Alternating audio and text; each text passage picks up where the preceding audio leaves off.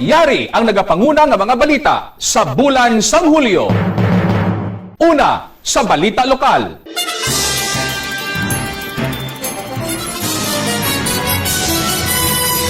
Patay ang anong ka mga tao sa Western Visayas bangod sa epekto sang habagat kag paglaslas sang sunod-sunod nga mga bagyo. Nagdala sanday Bagyo Krising, Bagyo Dante kag Bagyo Emong sang mamunog nga pag-ulan, lapnagon nga baha kag landslides. Mas sobra man 800 ang nagkaluguba nga mga balay sa Aklan, Antique kag Iloilo. Gindeklarar man ang state of calamity sa bilog nga probinsya sang Antique, Iloilo City kag amuman sa Putotan, Iloilo.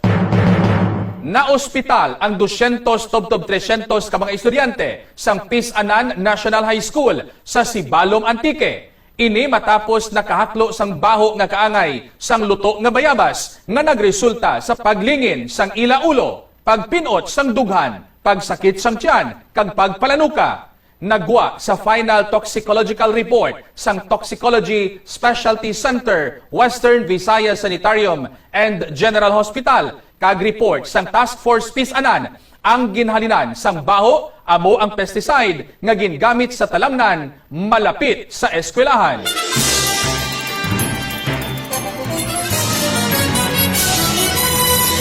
Sa balita nasyonal, ginumpisahan sang Philippine Coast Guard, Philippine National Police, kag Department of Justice ang search and retrieval operation sa Taal Lake. Kasunod din isang testimonya sang whistleblower nga si Julie Dondon Patidungan nga nag-alegar nga gin-abduct, ginpangpatay kag gintagbong ang bangkay sang missing sabongero sa amo nga lake.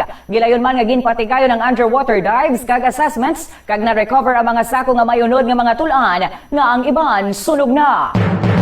Gindeklarar sang Korte Suprema nga unconstitutional ang impeachment complaint sang Kamara bato kay Vice President Sara Duterte. Ginarason sang Supreme Court ang one-year bar rule sang konstitusyon kag ang lapse sa due process. Epektibo gilayon ang abong order nga nagkahulugan man nga wala sang jurisdiksyon ang Senado sa impeachment proceedings.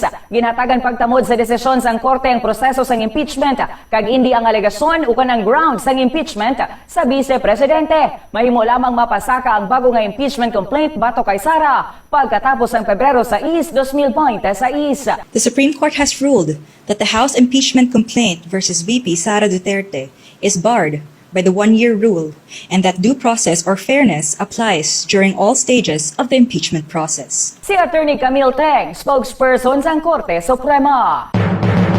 Naglawig sa isa ka oras kag 11 minutos ang ikaapat nga State of the Nation Address o konsona ni President Bongbong Marcos. Isa sa naging highlights ng speech ni ang nakabaton sa standing ovation matapos ginpaandaman sini nga kasuhan ng mga opisyal sang gobyerno kag ila mga kakonsyaba halin sa pribado nga sektor nga nagakurakot sang pondo para sa flood control projects.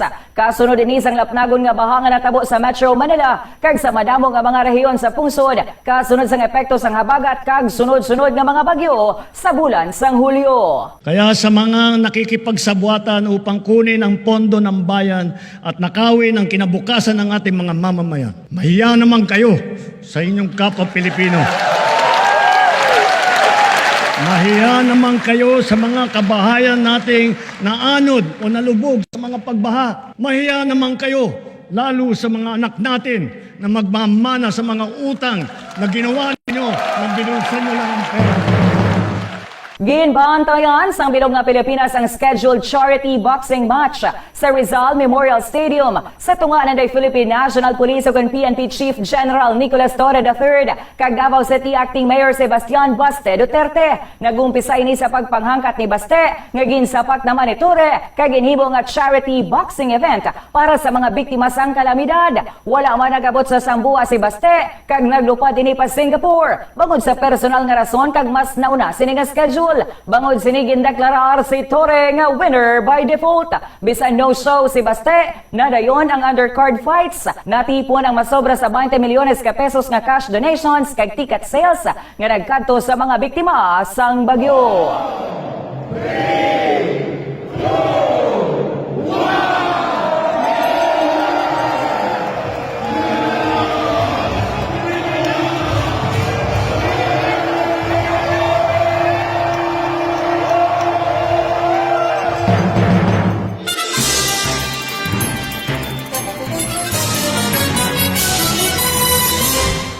Balita International.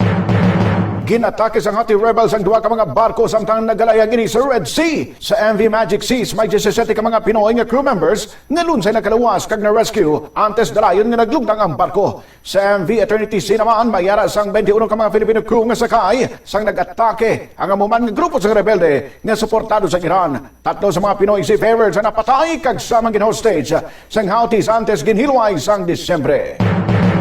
48 kamataong napatay sa pag-ibol sa tensyon sa border sang Thailand kag Cambodia. Ginakusaran ang Cambodia nga nagpalupad sa rockets kag nagtanom sa landmines nga rason kung nga nasamara ng mga soldado sa Bangkok. Samtang ginakusaran naman ang Thailand nga nagtarget sa militar sa Cambodia. Nanegosar kag natigayon ang ceasefire sa bulig ng United States President Donald Trump kag sang Malaysia.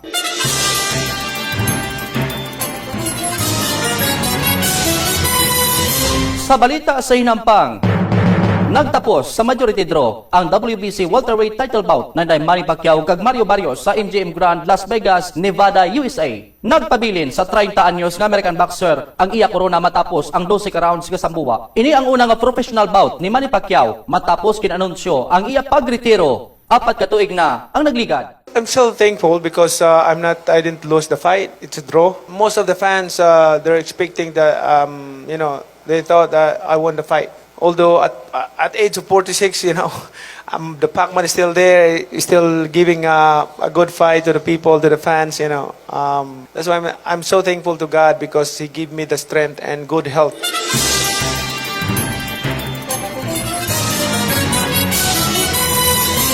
Sa balita sa entertainment, ginsa publiko sang pila ka high-profile showbiz couples ang ila pagbulaganay. Sa Filipino entertainment industry, lakip sa nagkumpirma sang ila pag-break sang Hulyo amo Sunday Heaven Peralejo kag Marco Gallio ukon ang Marven. Elise Hoson kag Macoy De Leon ukon Mac Liz. Clea Pineda kag Catrice Kirolft kag Sunday Kailin Alcantara kag Kobe Paras.